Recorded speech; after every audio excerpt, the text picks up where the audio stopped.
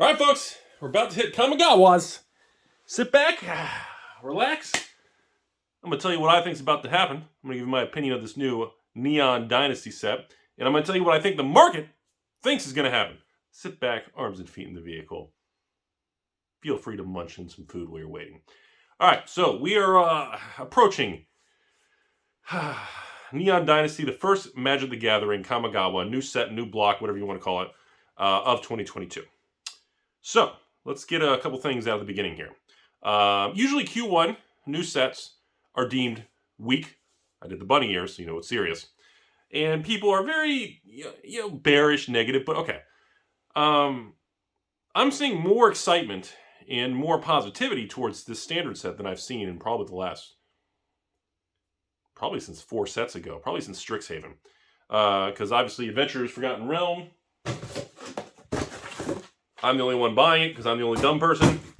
And of course, after that, you've got Midnight Hunt and Crimson Vow, which I have another video coming out pretty soon. It looks like Crimson Vow is probably going to be the first Magic the Gathering standard set that I completely skip for myself and for patrons in the 7 years I've been on YouTube. Well, I'm sorry, 6 years, 6-point-something years I've been on YouTube.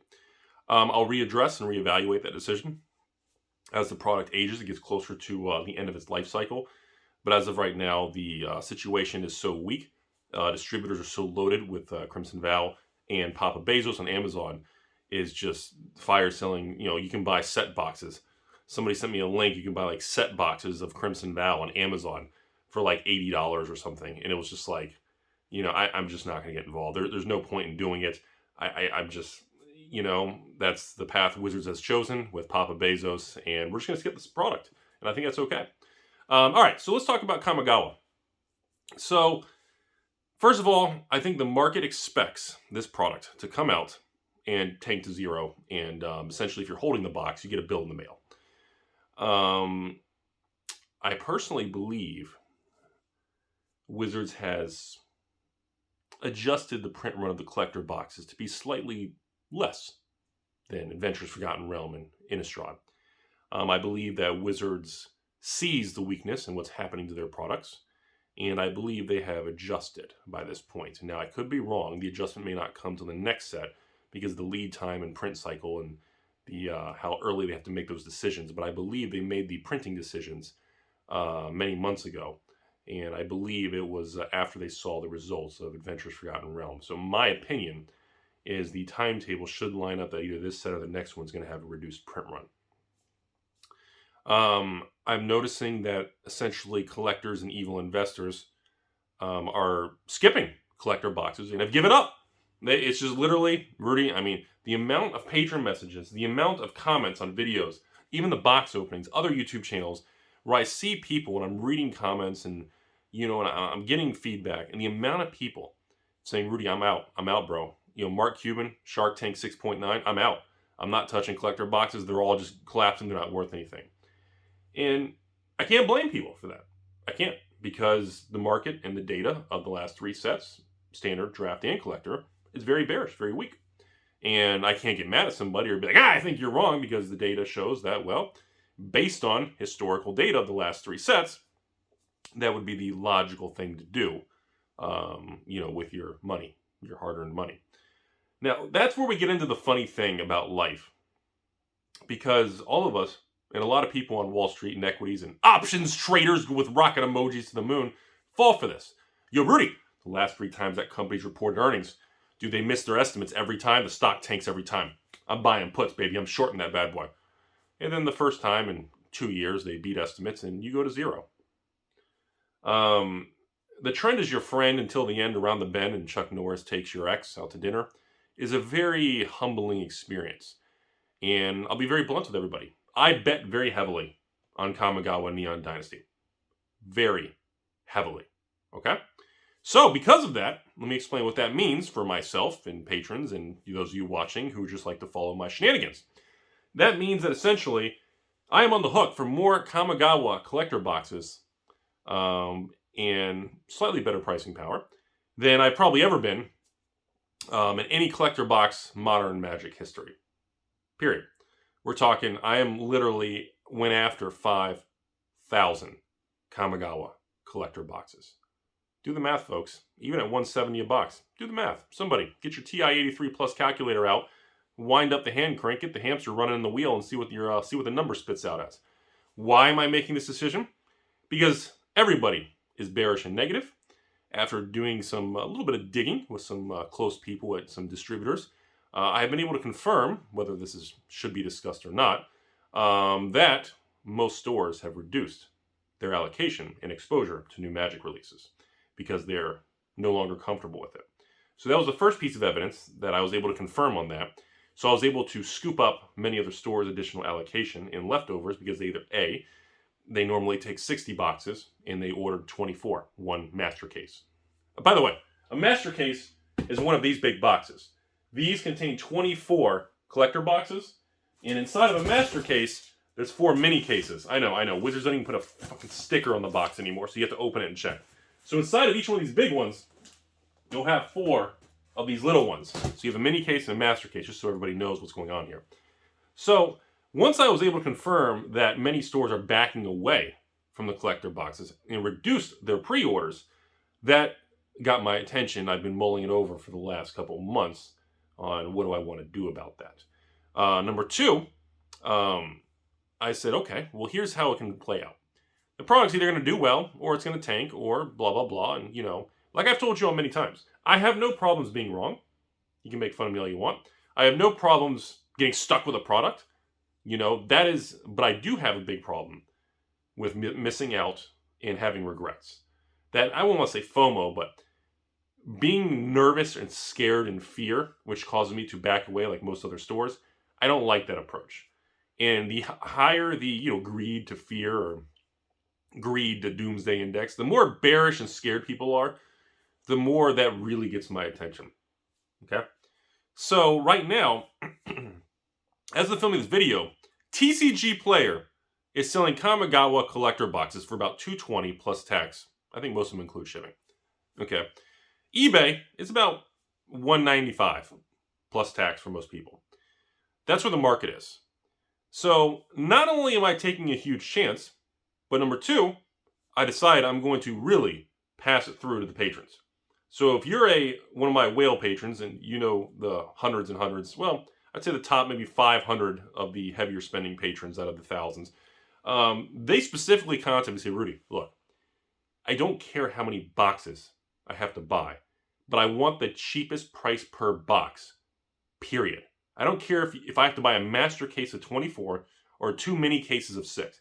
I want the cheapest price per box. I said, okay. So, when we launch the Rudy Patron Kamigawa collector box, we're gonna be selling master cases probably in the mid 170s. We're gonna be more balls deep aggressive and let the patrons go for a ride just with me. I'll end up getting stuck. There's no way I'm gonna sell 5,000. No way. But if I get stuck with half and the patrons get the other half, we're all gonna ride through the valley of the shadow of cardboard together, and we're going in, folks. We're going in. And next, of course, I have other patrons that don't want to spend that much money or don't have the excess capital. So, of course, I'm going to offer small orders if you want to. So, in other words, you can choose to buy like 3 boxes for a few bucks higher per box, or a mini case of 6, or 2 mini cases of 12, or master. Obviously, the more you buy, the price tanks. So that's what I'm going to be doing with my particular product. Now, let's talk about the set itself. Okay. So, we know the Kamigawa collector boxes are kind of a unique breed. Is this the product? I should have done this before the video. Somebody comment below. Is this the product that the collector boxes have these limited, exclusive, like, neon, like, highlight stripes, like yellow, green, or blue? And each color is 2 times as rare as the previous color? There's, like, some really high-end chase ones? Is this the product? Somebody tell me if I'm right or wrong. Because somebody told me there's a collector box product where there's going to have, like, these insert, like, neon-colored versions that are super mega rare. Like, some versions are like 1 per master case, and then like the next rarity is like 1 per like 4 master cases, and then the hardest one to get is like 1 in every like couple hundred boxes, like insane rarity. Somebody tell me if that's true or not. I don't know if that's accurate information. So I believe, looking at the set itself, the first thing that got my attention is the land cycle. Whenever I see a decent land cycle, of course not shock lands, fetch lands, because that's just a shoo-in. it gets my attention. So I think Kamigawa's got a decent land cycle. Okay. Number two, I think the flavor, theme, and the variants in this particular product are going to be very attractive to a lot of people. In addition, Kamigawa itself does strike some nostalgia for some older players that are old farts like me. And there is some throwback themes, even though it's more, cyberpunky, kind of flying space ninja warrior, Power Rangers and, Hamster tube. But, overall, there's going to be some nostalgic vibes for some people. So,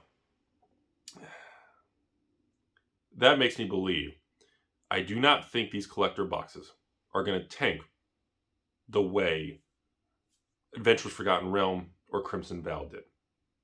And if I'm wrong, cool. If I'm right, cool. But that's the opinion I had before release. I believe at release, we're going to see a lot of swinging prices and shenanigans. But I do not believe we're going to see the panic that we saw with some of the other sets. The reason for that is most of the people who had to panic and unload these reduced their exposure to these newer Magic sets. Therefore, the people who are going to be dumping wheelbarrows of excess product in the market aren't going to have to do that, which puts less excessive pressure.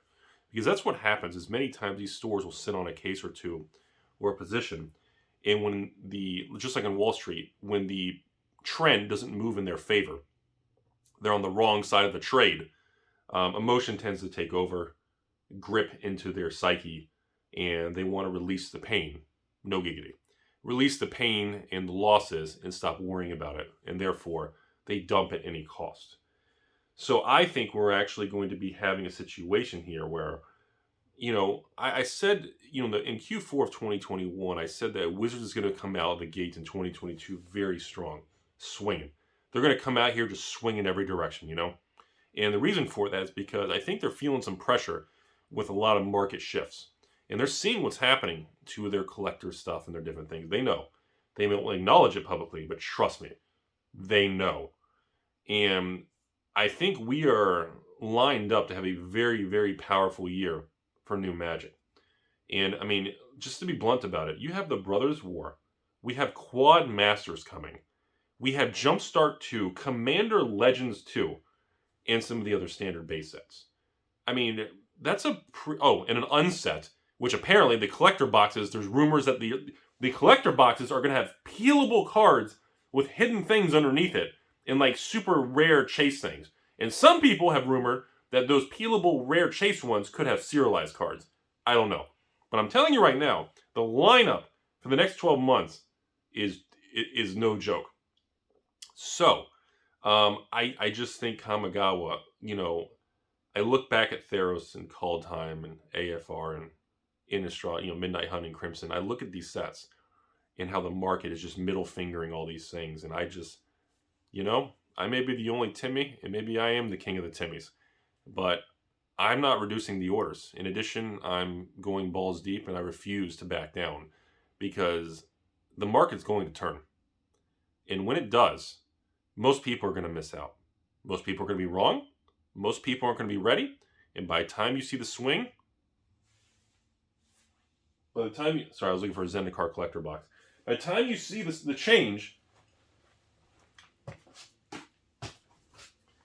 the price is going to skyrocket. By the time you realize it, the price is going to almost double from the bottom. By the time you see the change, the price is going to be double. And pretend I have a Zendikar collector box in my hand. The price is going to be double. And Zendikar collectors collapsed. Theros collapsed. And all of them rebounded. And now I believe they are at all-time highs. And most people will miss out. Just like in the stock market and equities, just like in real estate markets, just like in most markets. By the time you see the market shift, you missed out on the institutional, the smart, the whales. Their money's already there. All I'm doing, folks, is I'm sitting back and I'm waiting. Because no matter how much you love or hate Wizards of the Coast, the variants, everything's going to zero, blah, blah, blah, reserve list, Rudy's haircut, whatever it is. At the end of the day, I'm staying the damn course. I'm going to keep buying it. And you know what? I'm still in my mid-30s. I can wait a very long time for this stuff to move, and I'm a very patient person. And that alone is one of the biggest, most significant things that is different between me and most, or essentially most LGSs or people buying this stuff. I can outweight everybody, and I have no problem waiting. I've been in the cardboard world for 20 years, okay? And I can tell you, nothing has changed. People are bearish, magic is dying, same old stupid shenanigans. But you can't look at this product and tell me that it's going to zero, or these boxes or these collector boxes are going to be worthless. I don't know what the prices are going to do in the short term. And honestly, I don't really care.